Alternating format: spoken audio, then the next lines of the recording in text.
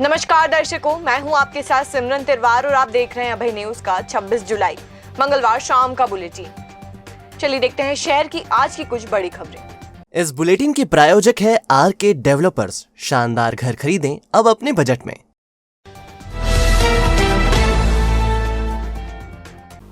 चरक अस्पताल में भतीजी को नेक देने के लिए जैसे ही एक ठेला चालक ने जेब में हाथ डाला तो पता चला कि उसकी जेब कट गई है। जेब में 30,000 रुपए थे। लिफ्ट में साथ गए दो युवकों ने इस वारदात को अंजाम दिया है। वारदात करते हुए युवक कैमरे में कैद भी हो गए हैं।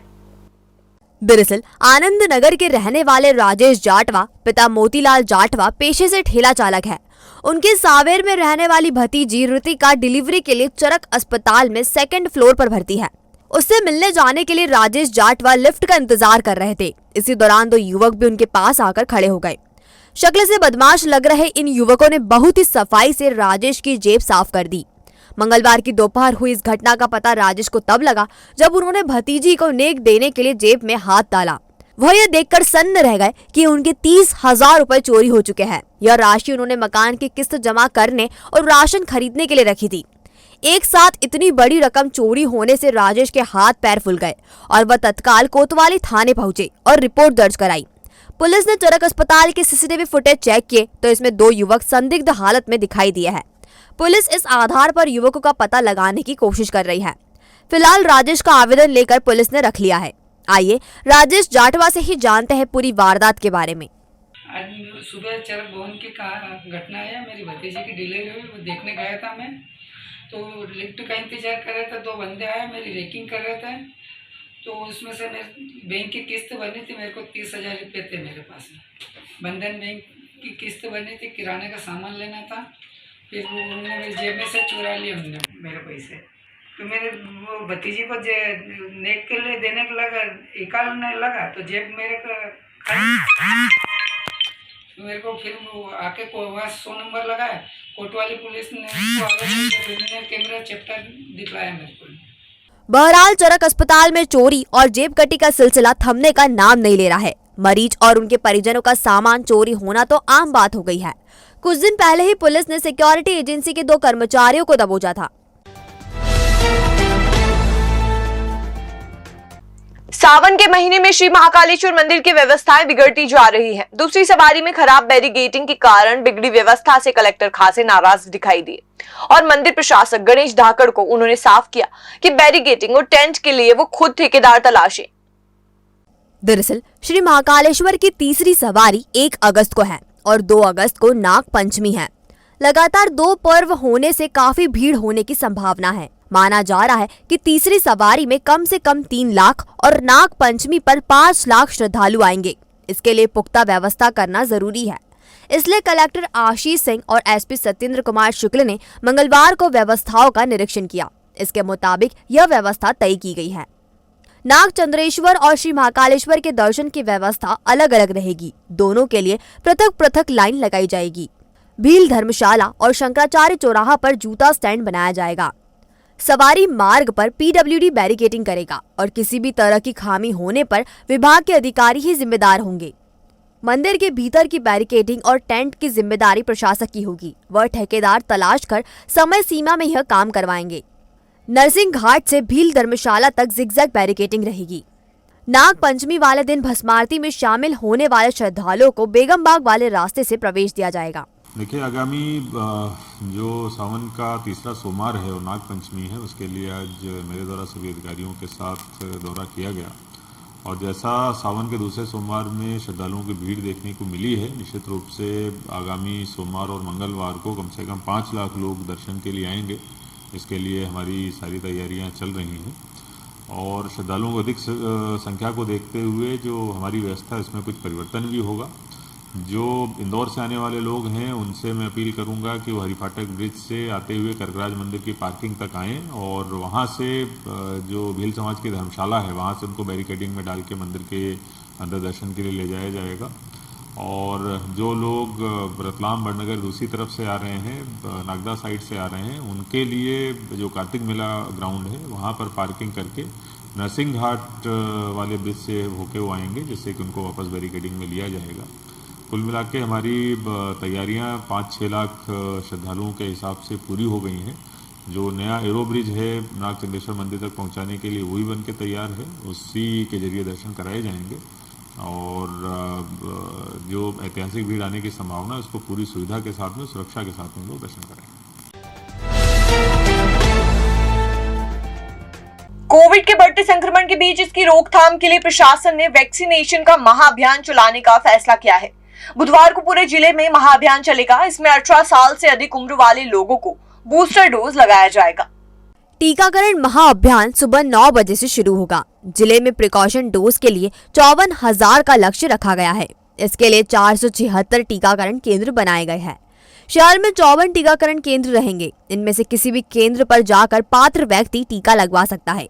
कलेक्टर श्री आशीष सिंह ने 18 वर्ष की आयु से अधिक आयु के पात्र सभी युवाओं से कोविड वैक्सीन के प्रिकॉशन डोज लगवाने की अपील की है। उन्होंने कहा है कि कोरोना संक्रमण फिर से बढ़ने लगा है। इसके मद्देनजर सभी लोग प्रिकॉशन डोज जरूर लगवाएं।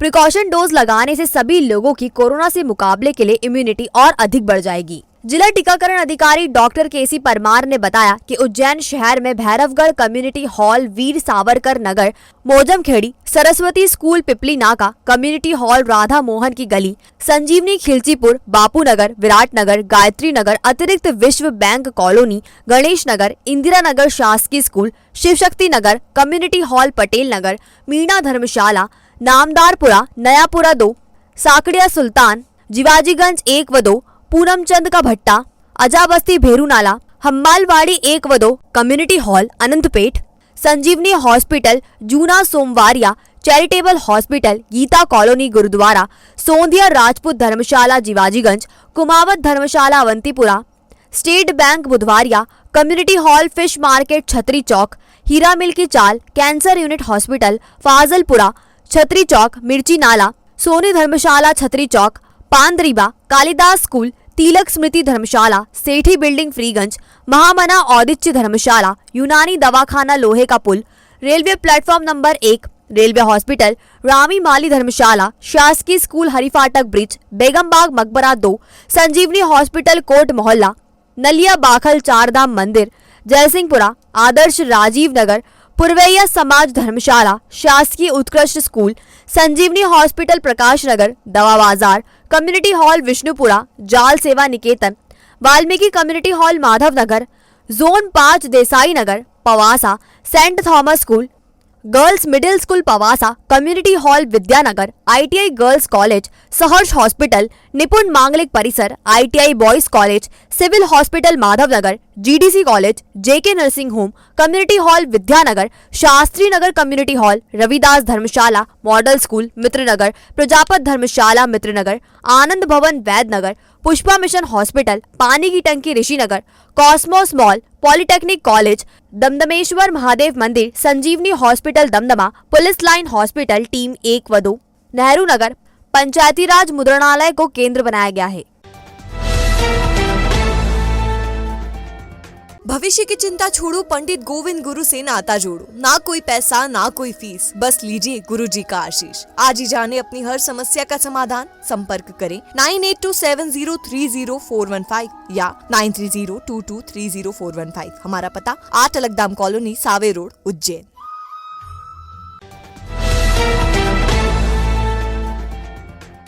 राघवी थाने के पिपलिया हरजी में चरित्र शंका में एक पति ने पत्नी को धारदार हथियार से गोद कर मार डाला। पुलिस ने पति को हिरासत में लिया है। दरअसल 32 साल की संतोष बाई के चरित्र पर पति विष्णु मालवी शंका करता था। इसे लेकर दोनों के बीच अक्सर विवाद होता था। सोमवार की रात भी पति और पत्नी के बीच जमकर झगड़ा हुआ और इसके चलते विष्णु मालवी ने धारदार हथियार से चोट पहुंचाकर पत्नी को मार डाला। दोनों के 2 बच्चे हैं। FSL अधिकारी प्रीति गायकवाड़ राघवी पहुंची और जांच शुरू की। फिलहाल पुलिस ने केस दर्ज कर लिया है। आरोपी की गिरफ्तारी भी कर ली गई है। कल रात में थाना राघवी के क्षेत्रांतर्गत एक गांव में एक पति के द्वारा अपनी पत्नी के चरित्र संदेह पर जो कपड़े धोने की मोगरी आती है उसके द्वारा उससे मारपीट करके उसकी हत्या कर दी गई। इसके संबंध में थाना राघवी द्वारा उसके पति आरोपी को कस्टडी में ले लिया गया है और शव का पोस्टमार्टम कराया जा रहा है।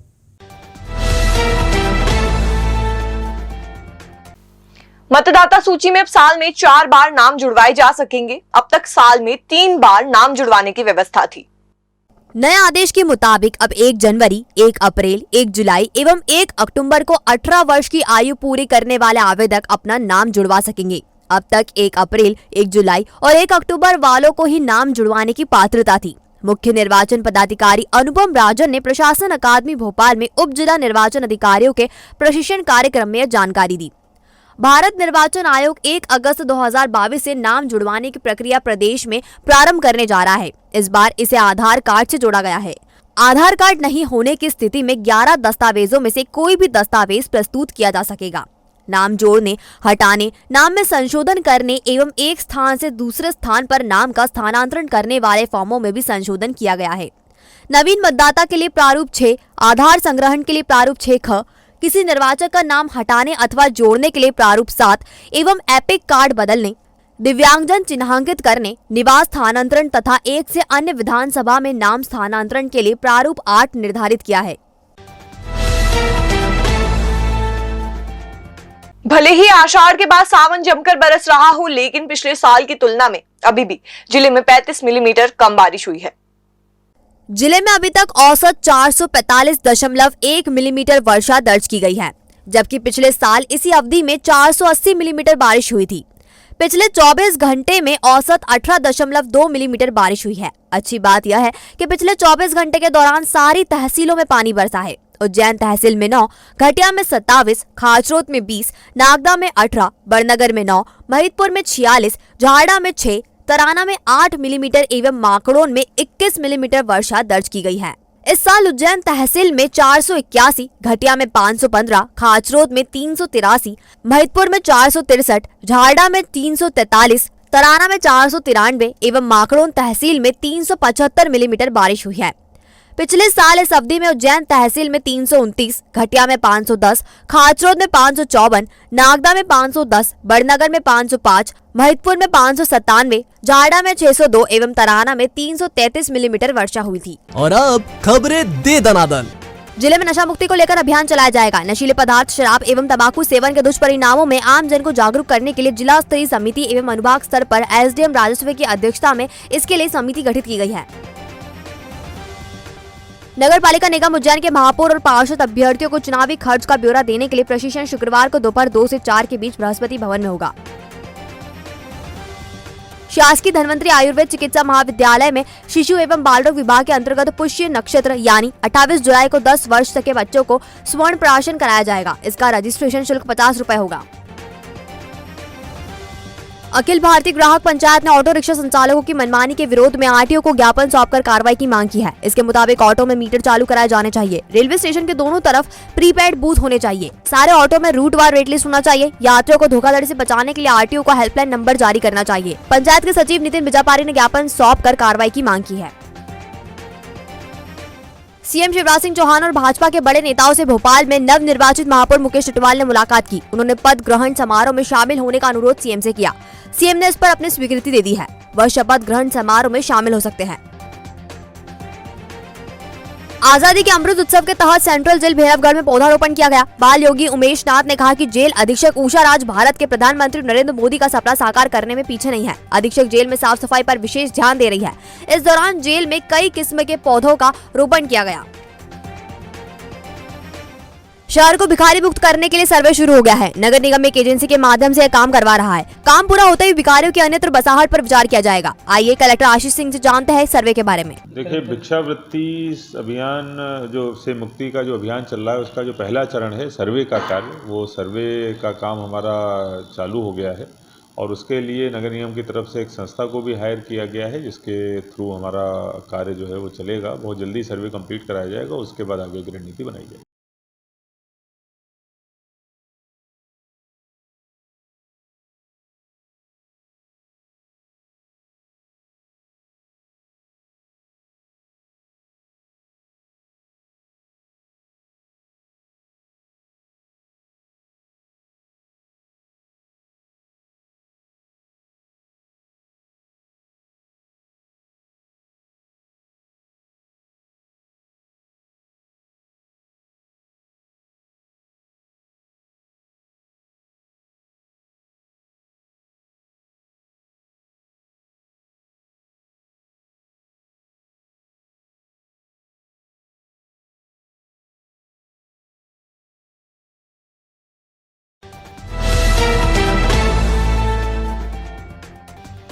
थी उज्जैन शहर की कुछ ताजा खबरें। अगर खबरों को लेकर आपके पास कोई फीडबैक है तो आप हमें दे सकते हैं, या कोई जानकारी है तो वो भी आप हमें उपलब्ध करा सकते हैं हमारे व्हाट्सएप नंबर 9111444007 पर।